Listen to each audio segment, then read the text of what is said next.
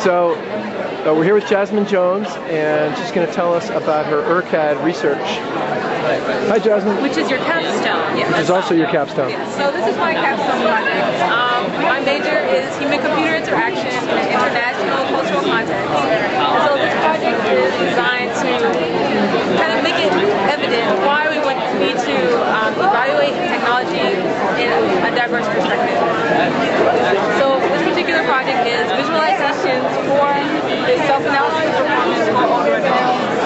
So it's addressing the issue of personal informatics. How do you use your own personal data about yourself for your own benefit? I chose to work with older adults because they're a population with the greatest amount of constraints when you're using technology. They have a wide range of abilities, diversity in what they're familiar with, their experience, and also a diversity in what they want to do with their technology. And so designing for this particular population allows the solution that I developed to be better for the work right.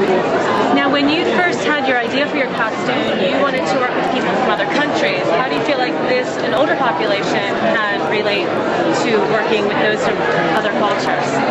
So for two ways. As far as the intercultural aspect goes, is that everyone in the world is kind of dealing with aging right now. So it's a cross-country issue. And then the second reason is that because older adults are so diverse in their ability, in their experience, and in their what they want to do, it kind of creates a microcosm of what an intercultural project would be, except everyone's kind of co-located. Did going to your study abroad help you in working in your project? Yes, it did. And I've done study abroad twice. The second one I did was the field research program in Houston. And there I got a chance to visit rehabilitation program. And one of the main issues that they were having there was we need to send people home, but we need them to keep up with their therapy. We need ways they can use, that they can keep up with their therapy at home. And so that's kind of where this project started coming out of, well, how do you help people figure out what they're doing right and wrong and use their own data that normally a therapist would tell them. And how do you use that yourself to be able to improve?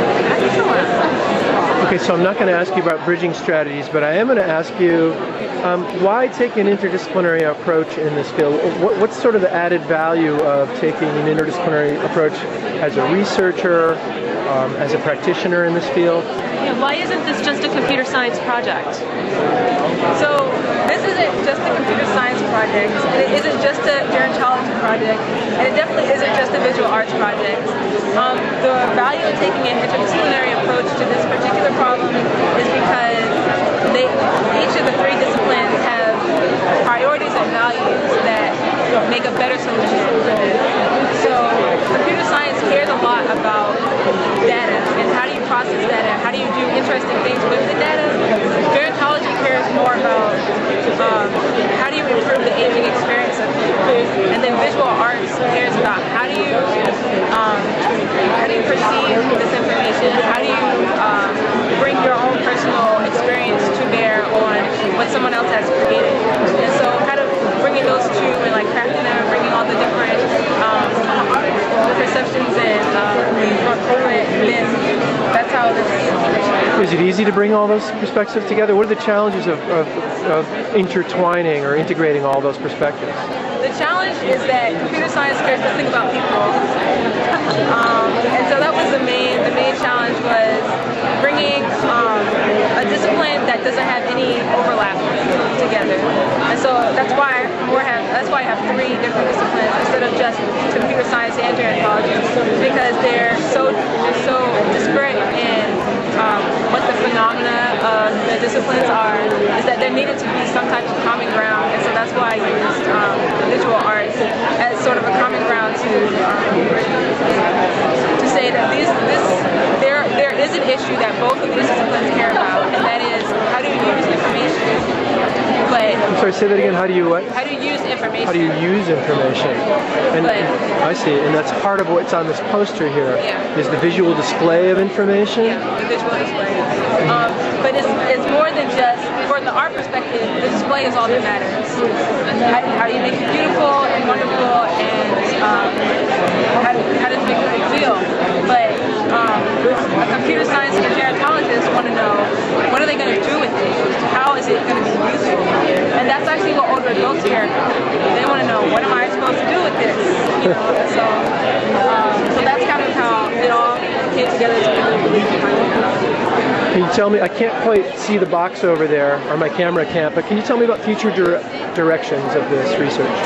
Well, across fingers, future direction, I would really love to actually implement this in a therapy environment. Going to grad school next year, and they have a very large VA hospital there. Where are we talking about? Where are you going? In Michigan, University of Michigan. All right. They have a very large VA hospital, so I would love to be able to bring these visualizations to them, to soldiers who are recovering from like post-traumatic stress disorder or different disabilities, like learning to use new limbs, and see like, can these be useful in helping them to readapt to skills they already had or to learn new skills. That sounds great. Well, good luck. Do you have any other questions for Jasmine? Thanks for sharing your research with us, and congratulations on finishing your 2 degrees in computer science and interdisciplinary studies, and with 2 study abroads, Meyer Health Scholar, going into PhD program. We really do wish you well.